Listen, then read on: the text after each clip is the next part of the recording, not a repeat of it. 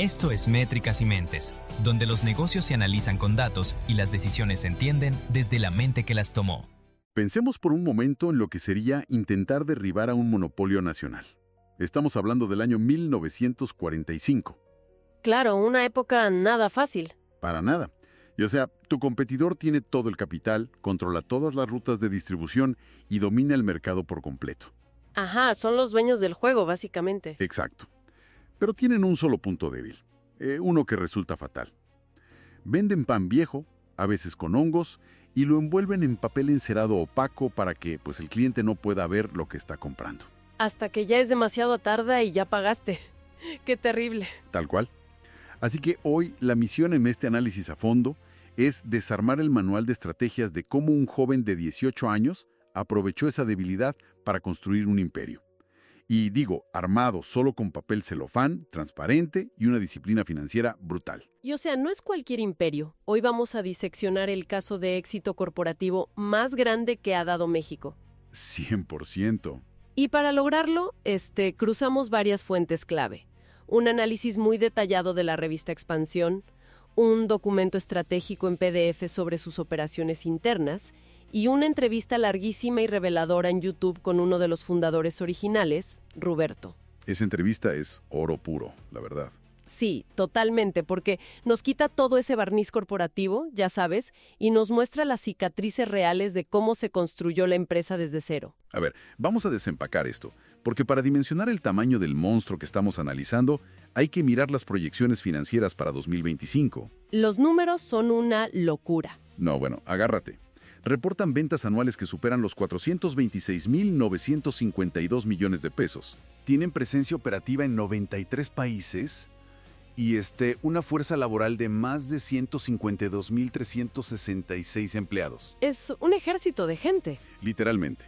Y el debate inicial que yo pongo sobre la mesa es, ¿cómo es posible que una sola persona o una familia esté generando estas cifras astronómicas con una idea tan simple como vender pan empaquetado? Es que el contraste es fascinante. No inventaron un microprocesador. No desarrollaron un software SaaS para optimizar bases de datos con inteligencia artificial. Cero tecnología de ese tipo. Exacto. Construyeron esta valoración astronómica vendiendo harina, agua y levadura horneada. Y para entender cómo ocurre ese salto a un gigante global, tenemos que retroceder a 1936.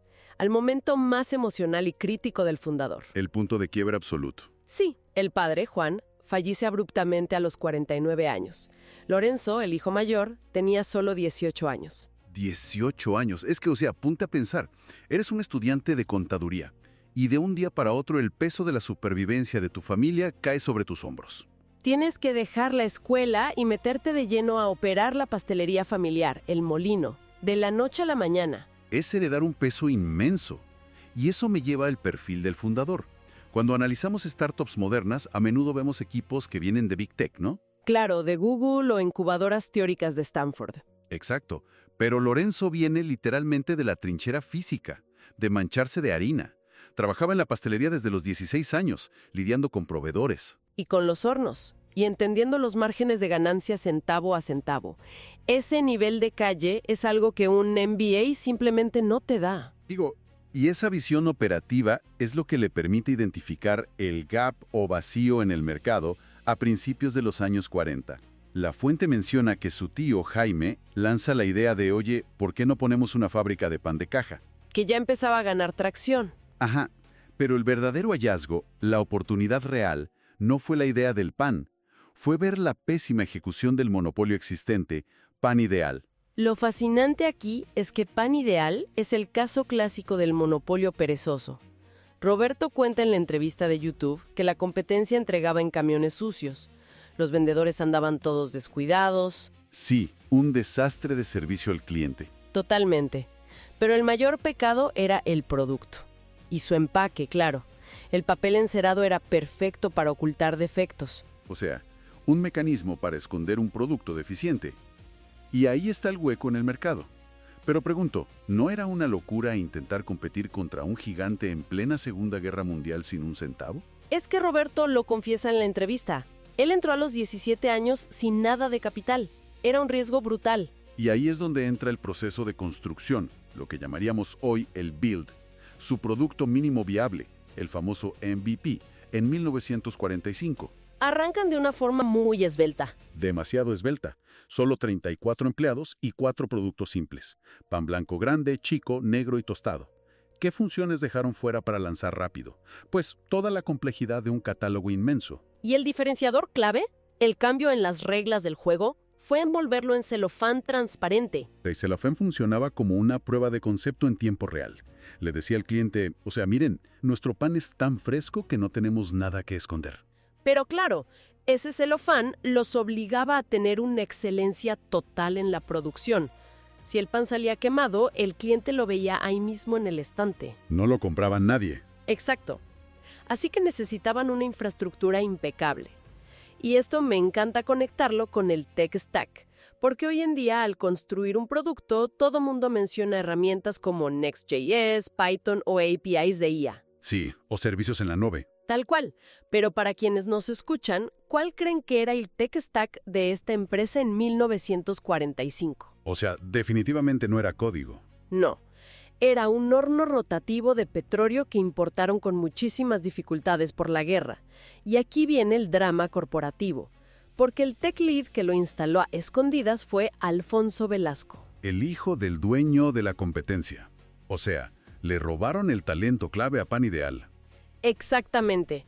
Velasco desertó porque en la empresa de su papá no lo dejaban innovar con las recetas ni mejorar la higiene. Estaba frustrado, claro. Sí, y al traerlos se aseguraron de que su operación no fuera, digamos, un código espagueti que falla cada 2x3. Era una operación altamente escalable. Altamente escalable, que pronto pasó de un terrenito triangular a un terreno de 10,000 metros cuadrados. Todo a crédito. ¡Wow! Y bueno, ya con la producción asegurada, viene el motor de crecimiento, o el Growth Engine. Su modelo paso a paso fue una ejecución implacable. ¿Caminar tienda por tienda en la Ciudad de México? Ajá. Tienda por tienda, garantizando la entrega diaria y recogiendo todo el pan que no se vendía. Absorbiendo el 100% del riesgo. Le quitaban el riesgo al tendero, pero ellos asumían una carga de inventario masiva. Y además de eso, la fuente destaca su masterclass de marketing.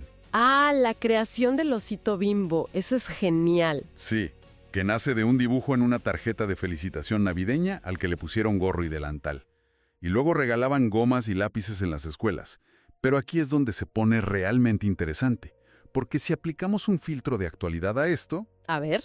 Ojo, así es como lo hicieron en aquel entonces, usando tácticas como camiones con megáfonos en las calles, radio y periódicos. Era una saturación hiperlocal. Claro, tenías que hacer ruido físico. Exacto.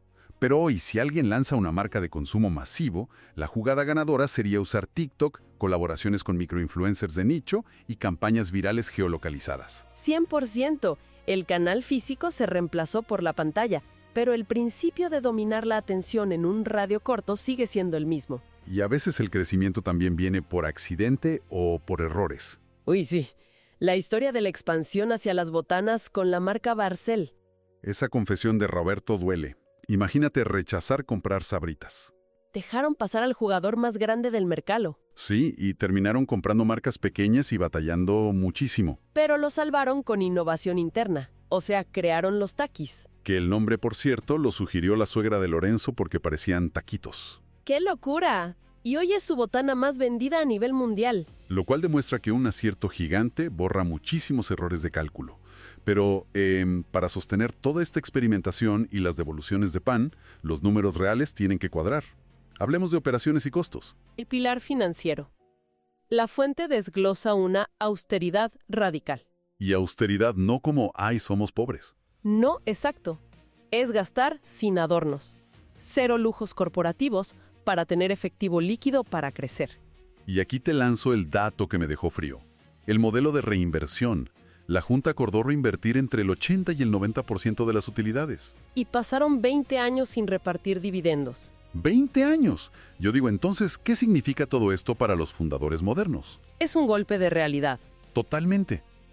Hoy los emprendedores buscan levantar rondas o usan plataformas como Stripe, AWS o BeHive para automatizar todo y cobrar rápido el primer mes. Pero estos fundadores lograron el bootstrapping definitivo convenciendo a sus socios de no tocar un centavo de ganancia por 2 décadas. Roberto cuenta que su sueldo apenas le alcanzaba y tenía que pedir prestado a médicos y líderes sindicales para comprar acciones de su propia empresa. O sea, literal, el fundador no se estaba llenando los bolsillos para comprarse un yate. Todo iba a los fierros, a los camiones. Si conectamos esto con el panorama general, entramos al lado humano y la motivación. Porque nadie aguanta 20 años así solo por dinero. 0. Hoy en día el motor de muchos es, no sé, dejar el 9 a 5, tener libertad geográfica y trabajar desde Bali. Exacto, pero para Lorenzo y su equipo, la motivación profunda venía de una doctrina social. Querían crear una empresa, y cito, altamente productiva, pero plenamente humana. Y vaya que había sudor. Hay anécdotas brutales en las fuentes. Jornadas de 6 de la mañana a 2 de la madrugada del día siguiente. Sí, la fatiga extrema. Roberto cuenta cómo viajaban a pueblos remotos como El Naranjo a poner letreros de metal sobre cajas de avena en las tienditas. Con alacranes saliendo de los tornillos mientras martillaban. Literal. Ese miedo al fracaso, esa presión física. Pero todo esto cobra sentido con el caso Tía Rosa, que para mí es el momento clave sobre proteger a tu gente. Es una historia increíble. Tuvieron una crisis y una firma consultora externa revisó sus operaciones. Las típicas consultoras que solo ven el Excel. Tal cual. Y la recomendación fue fría. Tienen que despedir a 100 vendedores y cerrar 100 rutas para ahorrar dinero. Que financieramente tenía sentido. En papel sí. Pero en lugar de hacer esos recortes fríos, Lorenzo y la Junta dijeron que no. No iban a despedir a la gente que construyó las rutas a pie. ¿Y qué hicieron? Inventaron una línea de panquecitos premium desde cero. Nace Tía Rosa. Pintaron los camiones viejos, les cambiaron el uniforme a esos 100 vendedores y los mandaron a abrir un nuevo mercado. O sea, inventaron una marca gigante solo para salvar 100 empleos. Eso te genera una lealtad inquebrantable. El empleado sabe que no es una simple celda en una hoja de cálculo. Y ese es el playbook, la lección maestra que podemos extraer. A ver, sinteticemos esto para quienes nos escuchan. ¿Qué pueden aplicar mañana mismo en sus proyectos? Número 1. Si ves a un competidor establecido con un pésimo servicio al cliente, ahí está tu mercado. Totalmente. Número 2. La reinversión extrema a largo plazo siempre vence a la gratificación instantánea. Y número 3. Trata a tus empleados como colaboradores humanos. Es la mejor estrategia de retención de talento a largo plazo. Un manual de estrategias poderosísimo. Pero, y esto plantea una pregunta importante para nuestra audiencia. Adelante con la pedrada. Viendo cómo pasaron de 34 empleados a más de 150,000 en todo el mundo, ¿es realmente sostenible a largo plazo mantener esta filosofía íntima de poner al humano primero cuando te conviertes en un gigante corporativo global? Uy, es un gran punto. O sea, llega un punto en el que los números fríos, los márgenes internacionales, inevitablemente dictan las reglas. O puedes escalar la empatía. Dejamos esa reflexión provocativa en el aire para que quienes nos escuchan lo debatan por su cuenta. Qué gran forma de cerrar. Nos demuestra que detrás de cada cifra monstruosa de MRR siempre hay decisiones humanas complejísimas. Gracias por acompañarnos en este análisis a fondo. Nos escuchamos en el próximo.